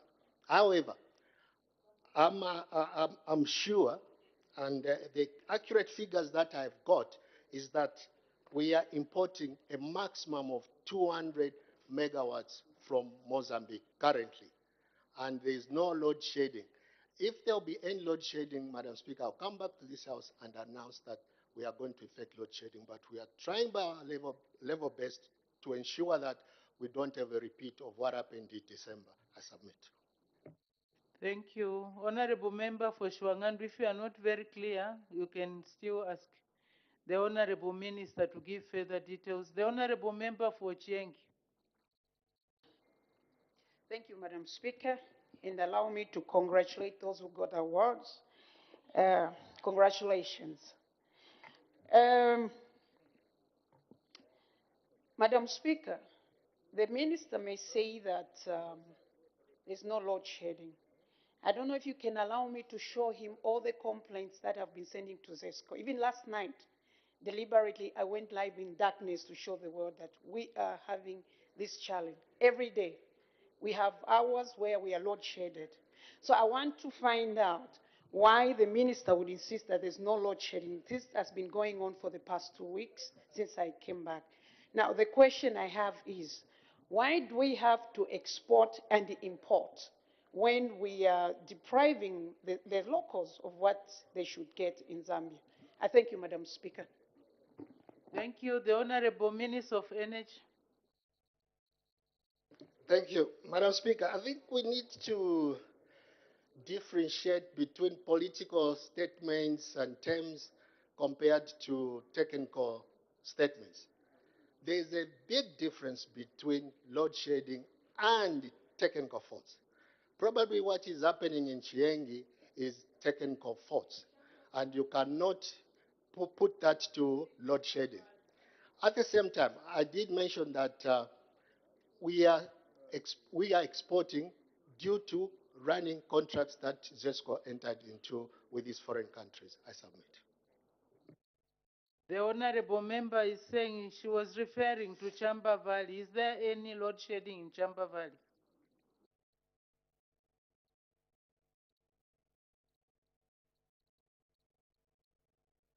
Honorable Minister, Chamba Valley. I don't know, I didn't hear you. Madam Speaker, there is no load shedding in the country. As I stated earlier on, I'll come back to the House should that situation arise. I submit. Let's make progress. The next question, the Honorable Member for Solwezi West.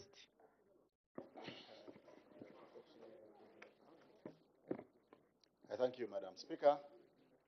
Question number 20. The Honorable Acting Minister of Infrastructure, Housing and Urban Development. Thank you, Madam Speaker. Madam Speaker, the Honorable Member for Solwezi West seeks to ask the Minister of Infrastructure, Housing and Urban Development the following questions. A, when the government will construct a district administration office block in Kalumbila district, and B, whether all government departments will be accommodated in the block. The response, Madam Speaker, to question A, the government has plans to construct a district administration office block in Kalumbila district. However, due to limited fiscal space, government is currently focusing on completing the already ongoing projects in the new district, starting with those that are at 80% and above in progress. Once these ongoing projects are completed, Kalumbila District Administration Office Block will be considered. B, all government departments will be accommodated once the district administration block is constructed. I thank you, Madam Speaker. Thank you very much. Supplementary questions? The Honorable Member for Solwezi West, do you have any? Madam Speaker, I'm paralyzed a little bit. Well, Honorable Minister, Karumbira was created in 2015. To date, the district commissioner is about 35 kilometers away from the CBD. That's the civic center. Government departments are renting from individuals and are scattered everywhere. Surely, are we seeing any hope probably next year or in the next 2 years so that we can have all the government departments in one defined CBD for effective delivery of government policies? Please give us hope. As I've been on Speaker. The Honorable Acting Minister of Infrastructure, Housing and Urban Development. Thank you, Madam Speaker. As stated in the response, the hope is in the fact that the plans are in place. We do commiserate as government with the situation that the district finds itself in, but also would like to appeal for a little bit of patience given the situation that the country finds itself in terms of the fiscal environment. We are committed to ensuring that all the districts ultimately do benefit from the vision of improving the welfare of our people. I thank you, Madam Speaker. Thank you. The Honorable Member for Solwezi West, do you have any other question? Okay, for the sake of catching on time, Honorable Members, can we move to the next question? The Honorable Member from Pika. Thank you so much, Madam Speaker. Question number 21.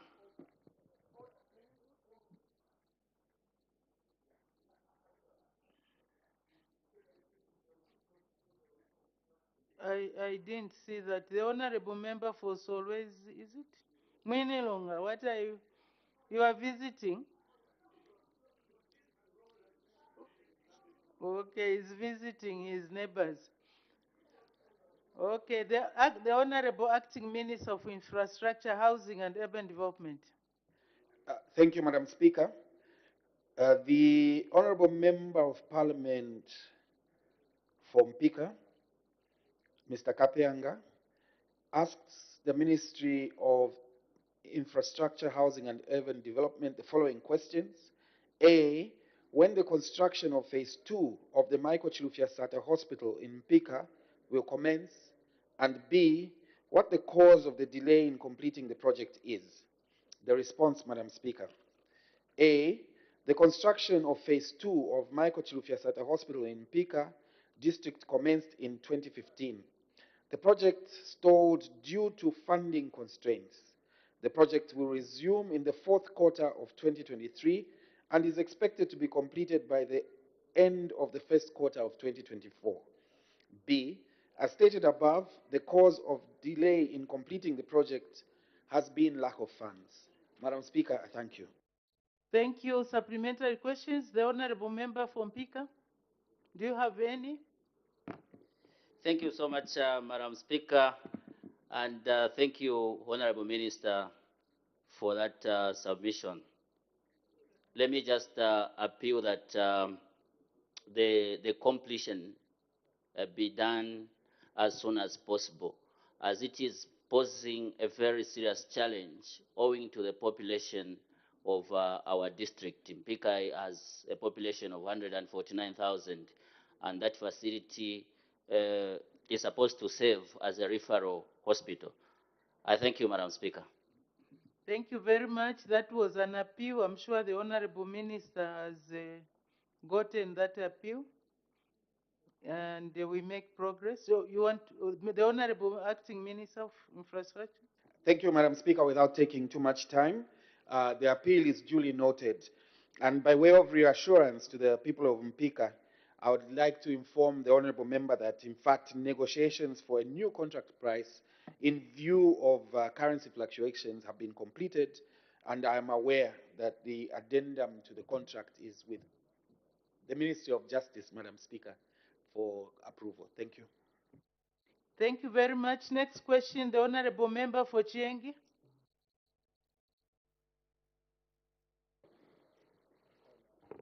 Thank you, Madam Speaker. Question number 22. Thank you, the Honorable Acting Minister of Local Government and Rural Development. Thank you, Madam Speaker. Madam Speaker, Honorable Katuta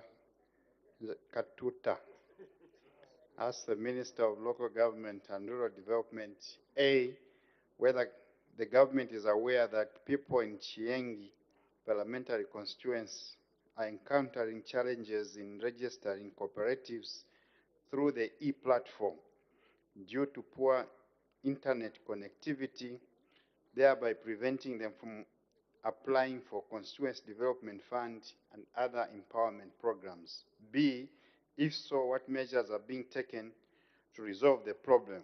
And C, whether the government will consider reverting to the manual registration system in areas with poor internet service.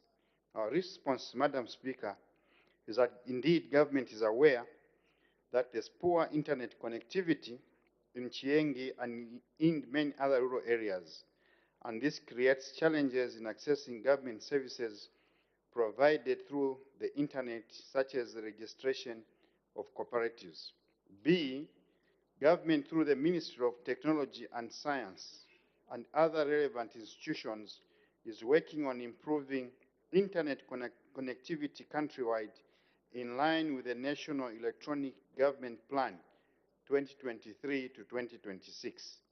Government is also deploying alternative technologies for last-mile connectivity, including satellite technologies, as well as issuing licenses to operators.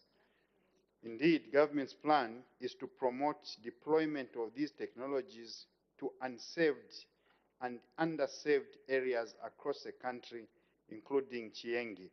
C, I've been informed by the relevant departments that government has no plans to revert to the manual system of registering cooperatives. As to the regard to registration of cooperatives in Chiengi, in the interim, people could see the district cooperative officer who will facilitate their registration and enable them to benefit from CDF. Madam Speaker, I thank you. Thank you. Supplementary questions, the Honorable Member for Chiengi. Thank you, Madam Speaker. Madam Speaker, through you, I would like to to ask a question, because if people of Chiengi will be asked to see the district cooperative officer, I want just to bring to the attention that people have done that, and they're charged a lot of money, and those people in Chiengi are poor. It's a reason I brought up this question. They cannot afford a 3,000 kwacha. Others, they're charged even 2,500 to register. Is there a way that the government can make sure that the district cooperative officer or whoever is in charge is charging exactly what is being charged at the head office, the 350 and other amounts? It's quite difficult for them to access the services, and they are missing out on applying for CDF.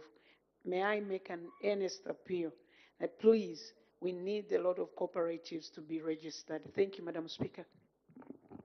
Thank you. The Honorable Acting Minister of Local Government and Rural Development.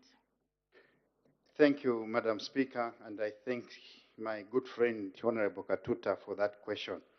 As you heard, Madam Speaker, it's an appeal to us to ensure that these cooperatives our people find it easy to make these cooperatives, and will take on the appeal.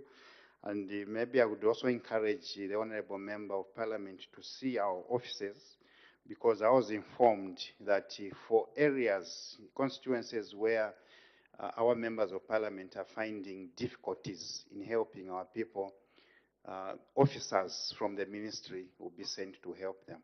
I thank you, Madam Speaker. Thank you very much. The Honorable Member for Shuangandu. Thank you so much, Madam Speaker. Honorable Minister, rural connectivity is a challenge not only in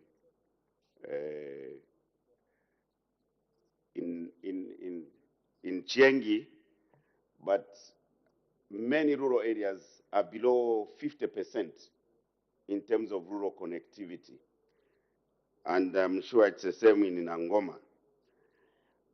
What is your ministry doing in terms of phasing the implementation?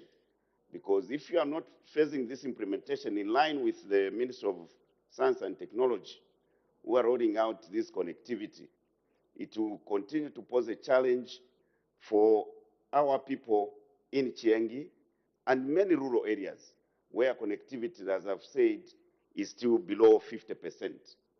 How do you intend to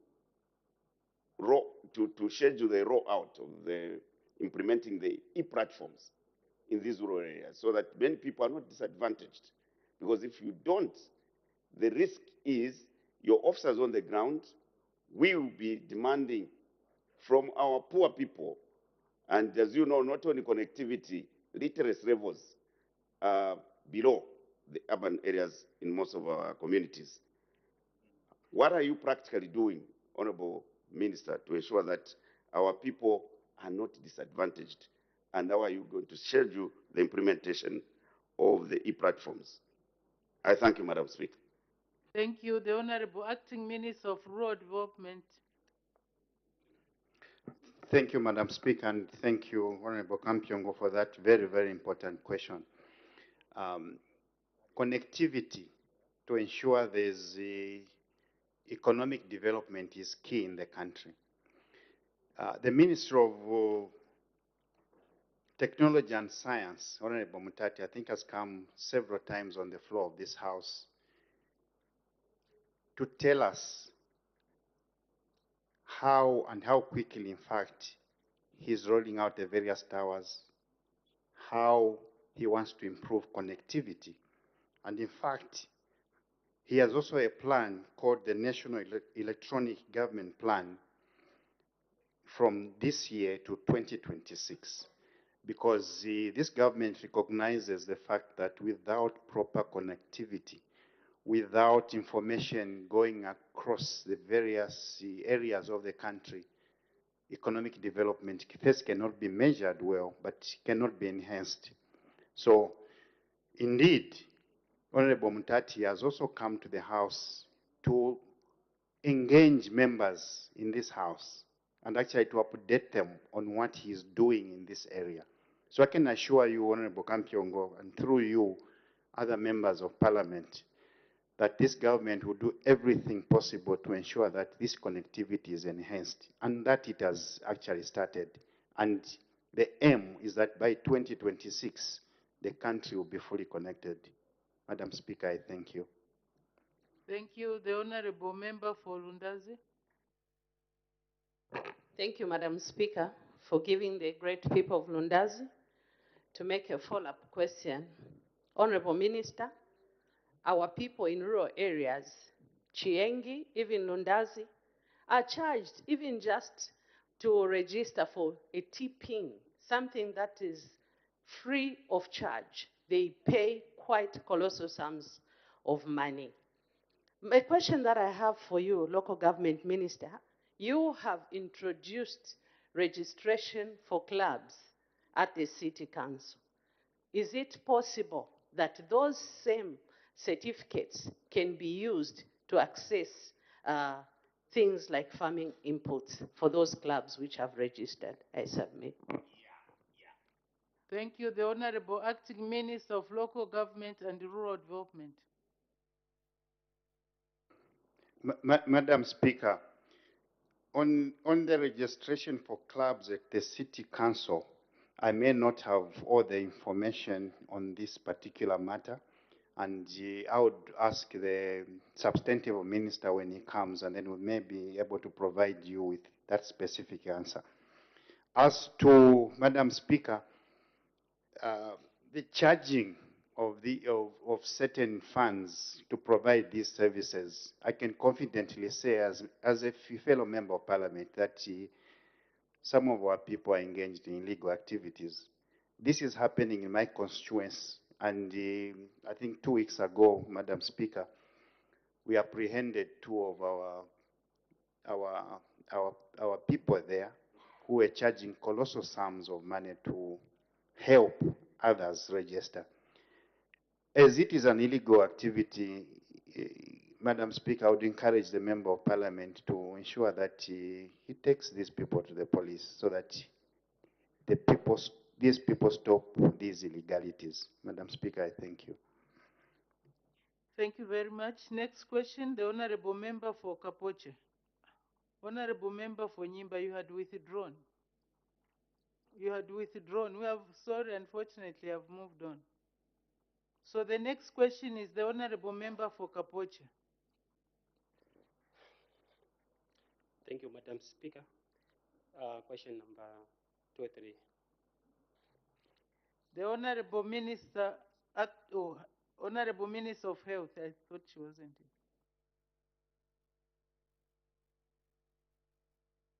Thank you, Madam Speaker. Madam Speaker, the Minister, the Honorable Mr. Eo Lungu is asking government whether A, government has any plans to construct a mortuary at Sinda Health Center in Sinda District. B, if so, when the plans will be implemented. C, whether the government has any plans to upgrade Sinda Health Center to a level 1 hospital, and if so, when the plans will be implemented. Our response, Madam Speaker, is as follows. Madam Speaker, government has no immediate plans to construct a mortuary at Sinda Health Center. The House may wish to note that Sinda District is currently serviced by a functional mortuary located at Nyanje Mission Hospital in Sinda District. B, Madam Speaker, as stated under A, government has no immediate plans to construct a mortuary at Sinda Health Center. Therefore, part B of the question falls off. C, Madam Speaker, government has no immediate plans to upgrade Sinda Health Center to a district hospital. The House may wish to note that the focus of government is to complete ongoing projects such as the completion of the 36 district hospitals countrywide, the completion of the construction of the health posts under the construction of 650 health posts countrywide, the implementation of the presidential directive for constructing maternity wings at all health centers across the country, including sanitation facilities, power sources, and ensuring essential medicines and commodities in health centers and health posts countrywide. Madam Speaker, as stated earlier, government has no immediate plans to upgrade Sinda Health Center to a district hospital. Therefore, part D of the question falls out. Thank you. Thank you. Supplementary questions? Honorable Member for Kapoche. Thank you, Madam Speaker, for giving me this chance, and the people of Kapoche in this honorable house. Minister, thank you very much for your statement. For sure, in Sinda district, what we have Nyanje Hospital. If today you go to Nyanje Hospital, you feel sorry for the people of Kapoche and Sinda, because Nyanje Hospital is a mission hospital. And as I'm talking to you, I think there are almost 2, if not 3 doctors, foreign doctors. Zambian doctors, immediately when you post them there, they don't stay there because the houses which are there are inhabitant. Our desire is to work with the government and you as a minister to work for our people. If I tell you today what is happening, if someone has died in Sinda, we need to take a body to Nyanje Hospital. And the road from Sinda to Nyanje Hospital is about 25 kilometers. And this road is very dilapidated, such that our people are being charged a lot of money. The nearest hospital is in Katete, which is about 30 kilometers. And you find that either way, our people suffers a lot. Would love if the government can come to our aid, especially to the people of Kapoche, because our people have suffered a lot. My question to you, Minister, you have said that you have no immediate plans to upgrade Sinda Zone Hospital to a hospital. When do you think the government can have money? And for the mortuary, what do you think can be the immediate solution for our people in Kapoche? Thank you. Thank you very much. There are two questions there. The Honorable Minister of Health, please, there's an appeal also. Thank you very much, Madam Speaker. And thank you, Honorable. I feel your pain. Except to say this is why when you ask a question, if you noted, you were asking about plans and the response was immediate, meaning in this year's budget. You appreciate, Madam Speaker, that every year we budget for construction of infrastructure. And that budget plan will indicate, for example, we'll say this year we are constructing maybe 20 level 1 hospitals. And therefore those 20 will indicate at particular places where they'll be allocated. And it is in that regard that I've answered your question, that for this year, in the immediate time, we don't have any plans to construct a level 1 hospital. And Madam Speaker, just to indicate that when somebody talks about Mission Hospital, I want members to appreciate that the mission hospitals in Zambia provide services just as if they are government hospitals. And in some cases, you will find that at times, some of them provide even better quality health services for our people. And in that regard, government does fund partial funding to the health facilities run by mission hospitals. As I've always said, the workers are on government payroll. When we buy drugs, we share with them like any other facility. So I note members normally try to say we have no level 1 hospital. The hospital that is there is a mission hospital. I think that distinction doesn't really give a very correct picture and doesn't help. But I do appreciate, because I know for a fact that although the mission hospital, level 1 hospital, is within the district, the distance I think it's about 22 kilometers. But the road currently is in a deplorable condition, and obviously because of that, it's becoming difficult. We would hope that the Ministry of Infrastructure responsible for roads would target such roads that are going along or to health facilities, to schools, just to help the communities. But otherwise, 22 kilometers is a very short distance if the road is good. Now, government is desirous to build infrastructure throughout Zambia because our aim is to bring healthcare as close to the community as possible. That is our intention.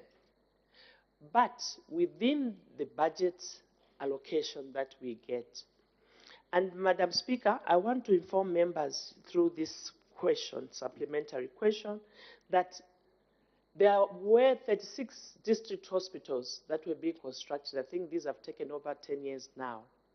And I did indicate that the priority for government was to complete those infrastructure, because otherwise we'll be losing resources as a country.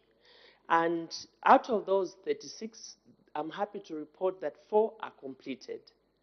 We have another 8 or so that we hope to complete before the end of the year, and if we don't, it will maybe the first part of the year. Once we finish those 36, then we'll have another bunch. It is at that time that government will look at which district is very much in their need of a level 1 hospital. Suffice to say, Madam Speaker, that we also have new districts that were created, and these don't have anything as new districts. And then we have those very old, like Nimba, which government did not construct, and I think in their planning or plans, successful governments thought, oh, at least they have a health facility which is being called a mission facility. So it is government's intention to ensure that all the districts, and I'm hopeful that before the end of 5 years, government could have finished all the districts that are outstanding. Now, that is our desire, subject to the ability of resources. So the honorable member should not feel discouraged. And the second question was, what then should we do? I think what we should do is, one, ensure that that road is graded so that people don't have to suffer. Second point is the issue of ambulances, to ease the movement of our people when they are sick and they need to be rushed, and also, you know, a hearse also to carry our beloved deceased family members or friends. And now that we have CDF, and the community can make a local decision, if a mortuary is so important for them, it's a priority, they can build one and we'll support them. Except that for this year, government has no plans for that particular health center to be upgraded, or let alone to put a mortuary. Thank you. Thank you very much. With that long answer, I know matters of health always attract a lot of questions, but we need to make progress. Honorable Member for Kapoche, please engage the Honorable Minister. And also there's this window that you could use the CDF. Please explore those possibilities so that you address those concerns you have for your constituents. So let's make progress. Notes of motion, the Honorable Member for Mwandi.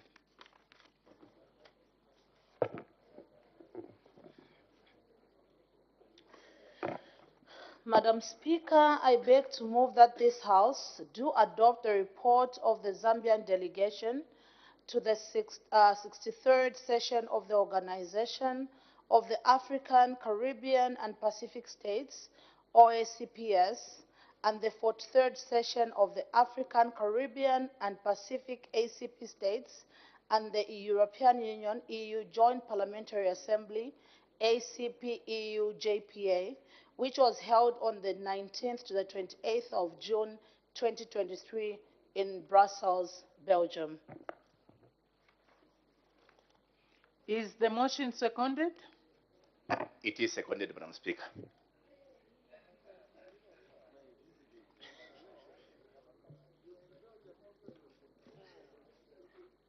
Order. Seconded by the Honorable Member for Nkana.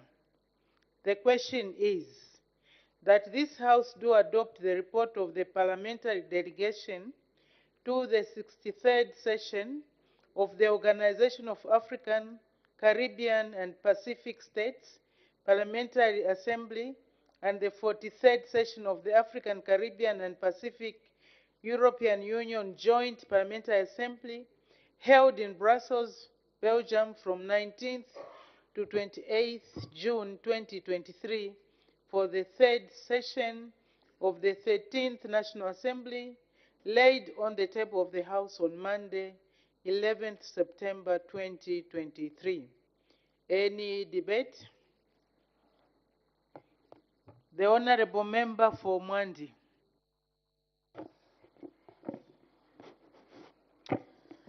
Madam Speaker, pursuant to Standing Order number 147 of the National Assembly Standing Orders 2021, I rise to give a statement on the Zambians' participation in the aforementioned meetings.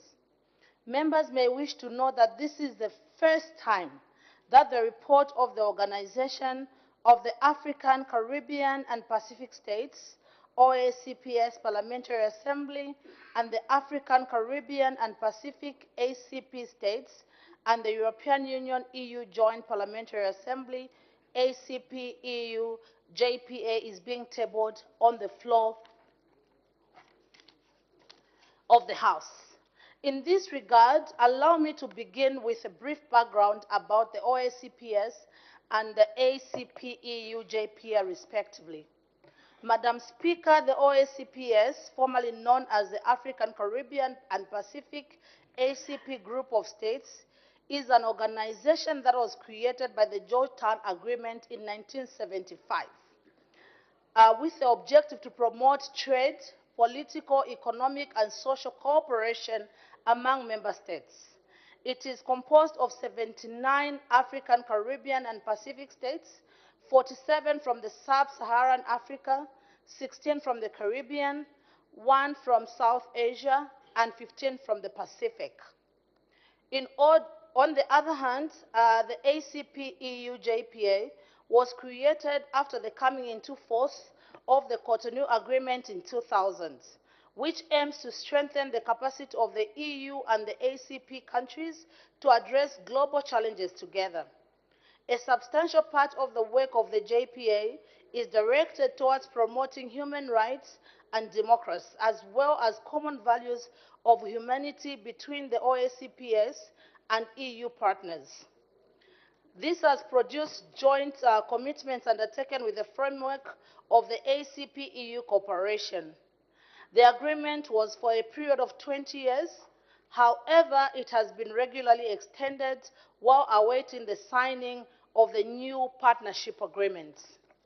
Madam Speaker, I'm happy to report that the Zambian delegation successfully participated in the 63rd session of the OACPS Parliamentary Assembly and the 43rd session of the ACP-EU JPA.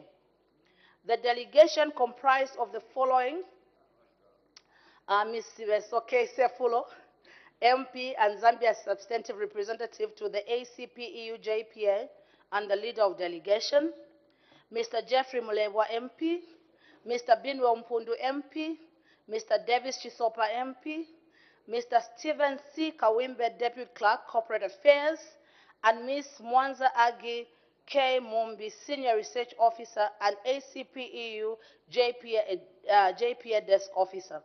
In addition, the delegation was supported by the staff from the Zambian Embassy in Brussels, led by His Excellency Mr. Sylvester Mundanda, Ambassador of the Republic of Zambia to the BILAX and the EU.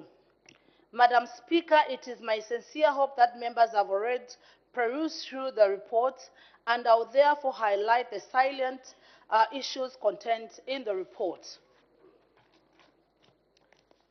I would like to report that the OACPS and the ACP-EU Parliamentary Assemblies deliberated on various issues of interest.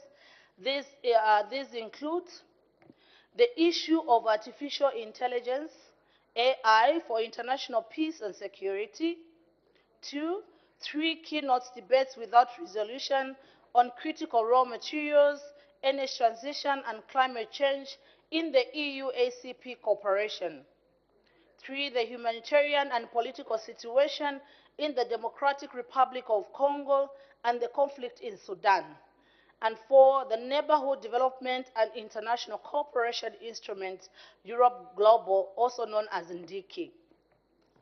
Due to time constraints, Madam Speaker, allow me to make a few comments on the issue of critical raw materials that attracted a lot of debates from a number of OACPS countries, including Zambia.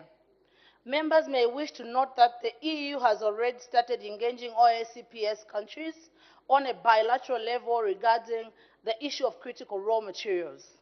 This follows the issuance of the EU regulation on critical raw materials on the 16th of March 2023, which aims at ensuring EU's access to secure and sustainable supply of raw materials in the OACP countries in view of the EU green and digital transition, aerostop and defense sectors, among others.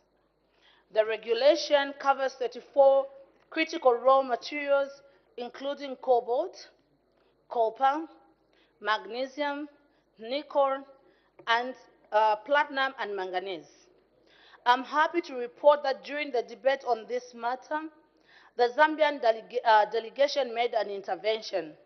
In this regard, Zambia proposed that the JPA should have an in-depth discussion on the topic, which would result in a joint resolution to guide member states and emphasize the need to prioritize value addition and ensure mutual beneficiation by the OACPS countries and the EU.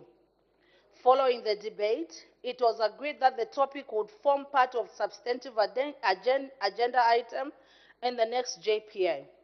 It was further proposed that, in the meantime, a working group be formed to spearhead the matter and subsequently draft a resolution. Madam Speaker, a number of resolutions were adopted at the end of the ACP-EU JPA on Wednesday, 28 June 2023, and these include enhancing cooperation on maritime security and promoting the rule of law on the oceans.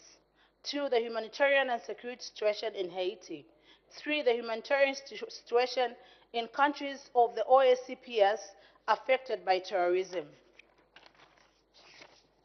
Strengthening parliamentary solidarity and political will for the road safety in member states of the OACPS and the EU, including safe infrastructure and the EU list of non-cooperative tax jurisdictions and the list of third countries regarding anti-money laundering and countering the financial of terrorism, AML/CFT. Madam Speaker, following the meaningful participation of the Zambian delegation in the aforementioned meetings, the delegation wishes to highlight the following recommendations. The Ministry of Commerce, Trade and Industry, in collaboration with the Ministry of Foreign Affairs and International Cooperation and the Ministry of Finance and National Planning, is urged to organize a half-day sensitization workshop for the members of Parliament during the budget meeting between September and December 2023. The objective would be, among other things, appraise members of Parliament on the status and objectives and impact of the post-Cotonou Agreement on the OACPS and Zambia in particular, the other partnership agreements and impact of the OACPS and ACP-EU partnership, the role of MPs in the aforementioned of the post-Cotonou Agreement, and any other related information that would benefit the Zambian OACPS EU JPA delegation. In line with the response given by the EU Council on the EU visa policy, the delegation recommends that Zambia, through the Ministry of Foreign Affairs and International Cooperation, considers exploring opportunities and possibilities to be listed among nations that will have the EU visa-free regime in place. Madam Speaker, as I conclude, allow me to place on record my gratitude to your office and the office of the clerk for facilitating our travel to Brussels, this time for me, not as a single delegate, but with fellow members of Parliament. This has subsequently made it possible for us to share the report on the floor of the House and the nation at large, in line with the National Assembly of Zambia standing orders. Further, allow me to also express my sincere thanks to all the members of the delegation, to the 63rd OACPS Assembly and the ACP-EU JPA for their support and commitment. Finally, I'll be failing in my duties if I do not recognize and thank the embassy in Brussels, led by His Excellency Mr. Sylvester Mundanda, the Ambassador of the Republic of Zambia to the Benelux and the EU, for ensuring that we participated in the meetings. I would also love to also thank his staff for the support that was given to the delegation. With that said, Madam Speaker, I beg to move. Thank you. Thank you very much. Does the seconder wish to speak now or later? Now, Madam Speaker. The Honorable Member for Nkana. Madam Speaker, I want to thank you for giving me an opportunity to second this motion that has been moved by the Honorable Member of Parliament from Mwandi, and permit me to congratulate her for having been a recipient of the awards this morning, a very effective youth and a good leader. Madam Speaker, the Honorable Minister for Southern Province is questioning whether Honorable Sibeso is a youth. She's very youthful. Madam Speaker, the Honorable Member for Mwandi has highlighted perhaps everything that needs to be said about the OACP as well as the EU JP. Order. As the time is 16:40, I suspend business for 20 minutes for a health break.